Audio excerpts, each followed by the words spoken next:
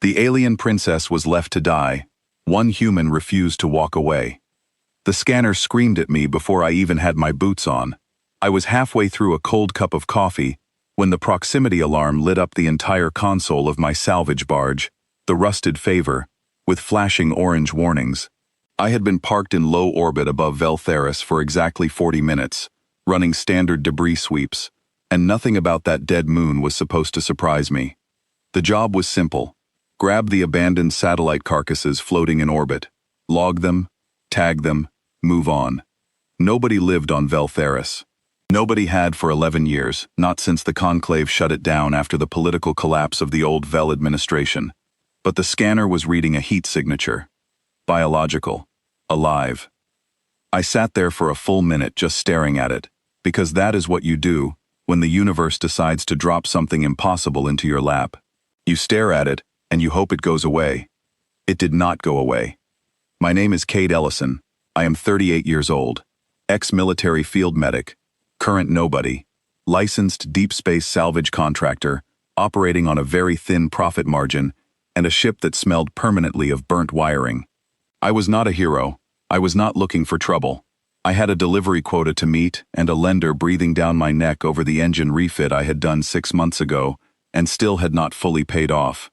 I landed anyway. The surface of Veltheris was gray and broken. The atmosphere was breathable by the thinnest technical definition of the word, meaning it would not kill you in 60 seconds, but it would leave you with a headache that lasted 3 days. I pulled on my rebreather, grabbed my field kit, and followed the scanner signal across 200 meters of ash-covered rock to the base of a collapsed comm relay tower. She was lying against the base of it, half hidden beneath a torn sheet of thermal insulation that had blown in from somewhere. 4 arms, tall, even lying down, skin that had probably glowed blue gold at some point, but was now barely flickering, like a lamp running out of power. Translucent membranes over her eyes.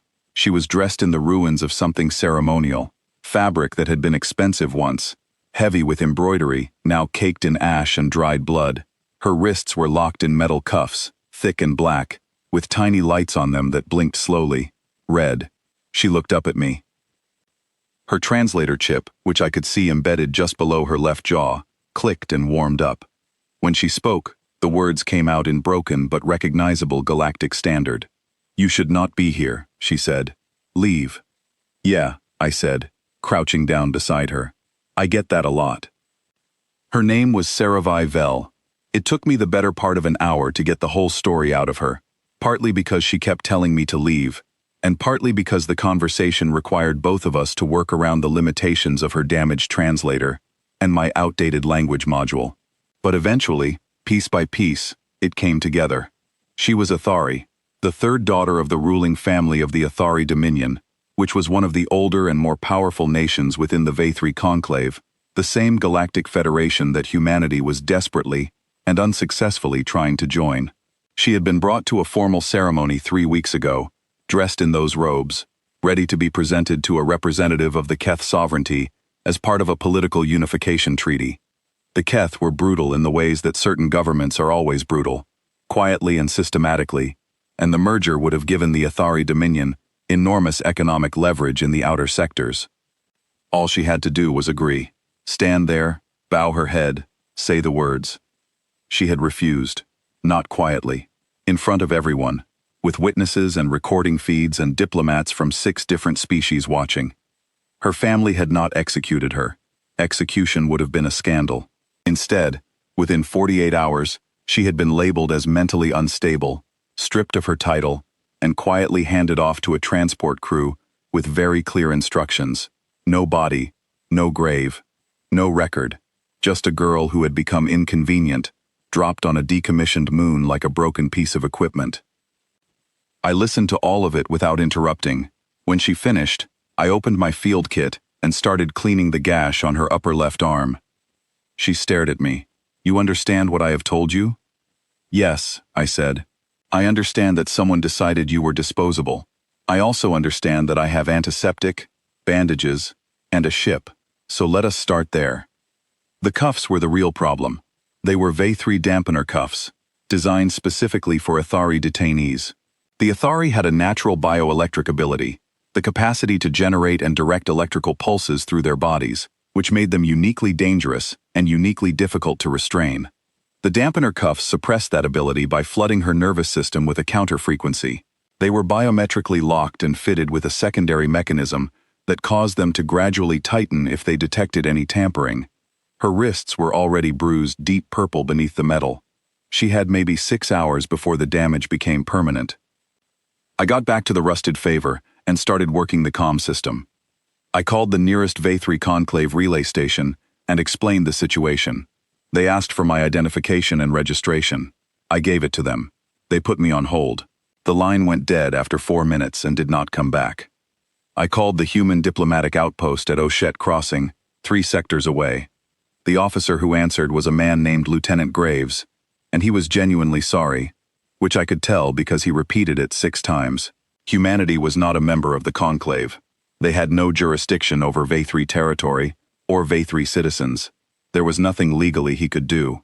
He was sorry. I called my employer, Farline Salvage Incorporated, on their emergency line. The supervisor who answered told me in a very calm voice that my contract did not cover living cargo, that getting involved in Conclave internal affairs could result in the termination of Farline's operating license in 6 sectors, and that I should put the Athari individual back where I found her and leave the moon immediately. I disconnected the call and sat in the pilot seat for a moment looking at the walls of my ship. Then I picked up my plasma cutter and went back down to the surface. I knelt beside her and held up the cutter. "I have an idea," I said, "but I need you to be honest with me about something. Your bioelectric ability. Can you still access it, even with the cuffs active?" She hesitated. "Partially. Attempting it causes significant pain. I know. I am sorry about that. But here is the thing." I pointed to the locking mechanism on the right cuff. "If I score the outer casing right here, I expose the internal frequency regulator. If you send a pulse into it at the exact moment I make the cut, the regulator shorts out. The lock releases. If the timing is off by even half a second, the tightening mechanism activates, and I will have made everything worse." She looked at the cuff. She looked at me. "You determined this from looking at it." "I spent 9 years as a military medic," I said. "You learn to be creative with the tools you have." She was quiet for a long moment. "If this fails—" "It will not fail," I said, with more confidence than I actually felt. "But I need you to trust me." Something moved in her expression then, something that looked like it had not been used in a long time. "No one has asked me that in a very long time," she said quietly. "I am asking now." She gave a small nod. I positioned the plasma cutter, kept my breathing steady, and watched her face for the signal. When her jaw tightened and the faint blue glow returned beneath her skin, painful and flickering, I made the cut. The cuff cracked open and fell into the ash. She made a sound that was not quite a cry, somewhere between relief and agony. I moved to the second cuff and we did it again. When both were off, she pulled her arms to her chest and held them there, breathing in long, careful pulls. "Come on," I said, helping her to her feet. "We need to move." We were 40 minutes into the climb back to the ship when my onboard alarm started pinging on my wrist unit. 2 ships had entered Veltheris orbit. Athari registry. They were not there to rescue her. Her family had been monitoring the moon. Of course they had. They needed to confirm the outcome. When my ship had appeared on their sensors, they had waited, probably expecting me to take off within minutes once I found nothing worth salvaging. When I had stayed, they had sent the retrieval team. Not to save her, to finish what they had started. I got her aboard the rusted favor and started spooling the engines before the hatch was fully sealed. My ship was a salvage barge. It was not armed. It was not fast. What it was full of junk. 3 cargo bays of collected orbital debris, including 17 decommissioned relay transponders, 4 spent thruster housings, and about 2 tons of mixed scrap metal. I had an idea. I dumped it all. Every piece of collected debris I released from the cargo bays simultaneously, using the magnetic ejectors at full power to scatter it across a wide arc. The resulting cloud of metal hit the moon's upper atmosphere and created an electromagnetic interference pattern that looked, on standard Athari sensors, almost identical to a geological venting event. It would not fool them for long. Military-grade sensors would burn through it in minutes. But I did not need minutes. I needed seconds, and seconds were what I got. The rusted favor broke orbit and ran. I pushed the engines past the recommended threshold and watched the temperature gauges climb into the yellow while I did the only other thing I could think to do. I opened the emergency broadcast channel. The emergency broadcast frequency was a conclave-wide band, legally required to be open and monitored by all registered vessels and stations within range. It was designed for natural disasters, mass casualties, critical navigation hazards. It was the one channel that nobody could legally ignore or shut down without violating the conclave charter. I opened it and started talking. This is Cade Ellison, human, salvage registration 7 Tango 9er 44, currently departing Vel Theris Moon in the V3 Conclave's outer administrative zone. I am transmitting my flight path, my ship's identification, and my current medical scans of the individual aboard this vessel. Her name is Saravai Vel, Athari, formerly of the Dominion ruling family. I found her alive on a decommissioned moon with dampener cuffs on her wrists, and no shelter, no supplies, and no rescue pending. I am transmitting records of the cuffs, their manufacturer codes, and her current condition.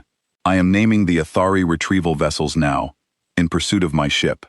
I am requesting that all conclave monitoring stations receiving this broadcast log it as a witnessed event under Charter Article 91. Every station in range is now a witness. I repeat, every station in range is now a witness. Behind me, 2 blips on the scanner slowed.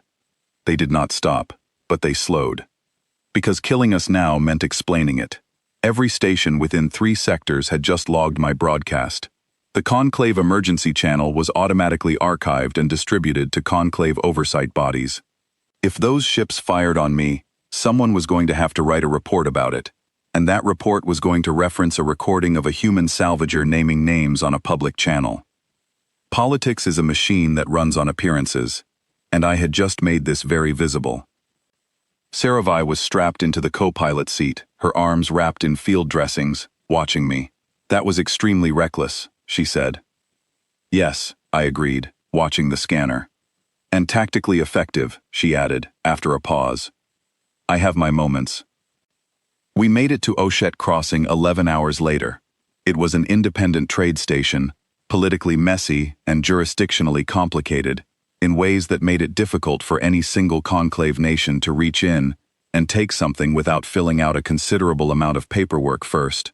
I docked, got Saravai to the medical bay, and then sat down on a metal bench in the corridor outside and did not move for a long time.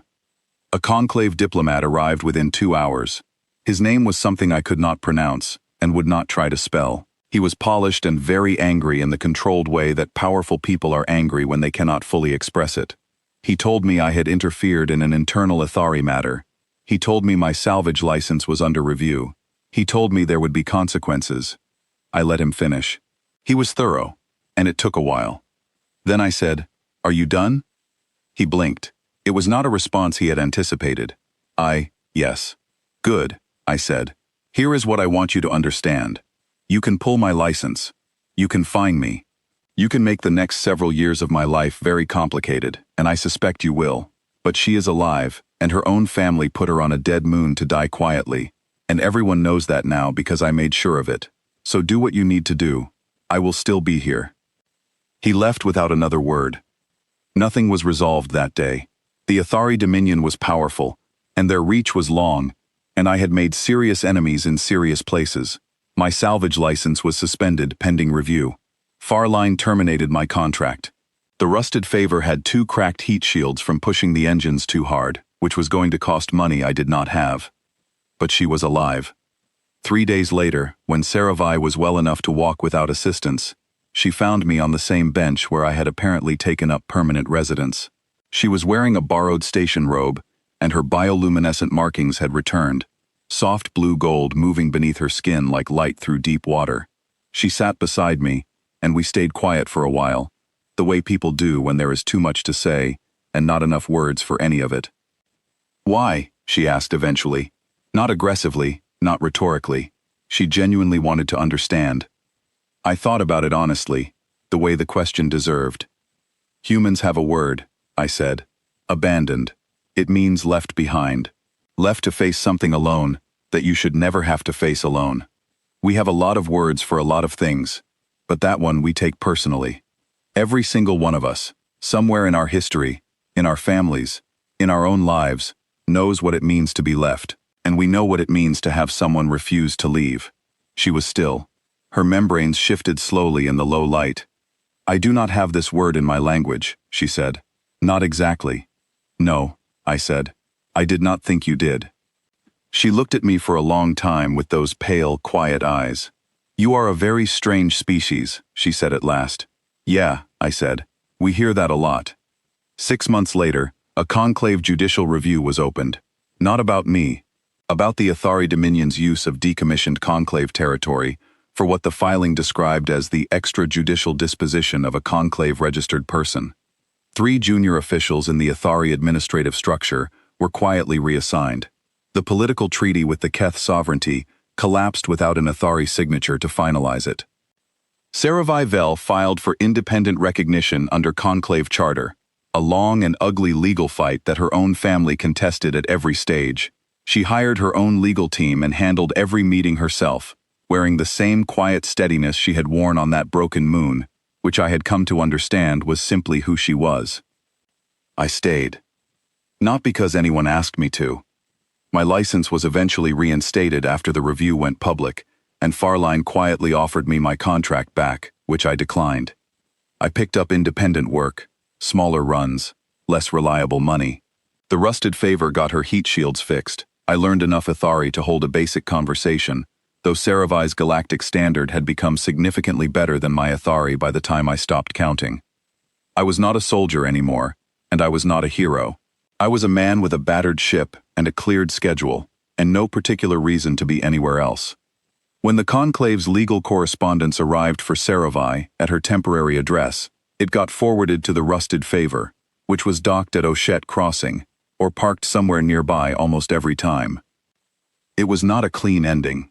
It was not the kind of story where everything gets resolved and everyone goes home satisfied.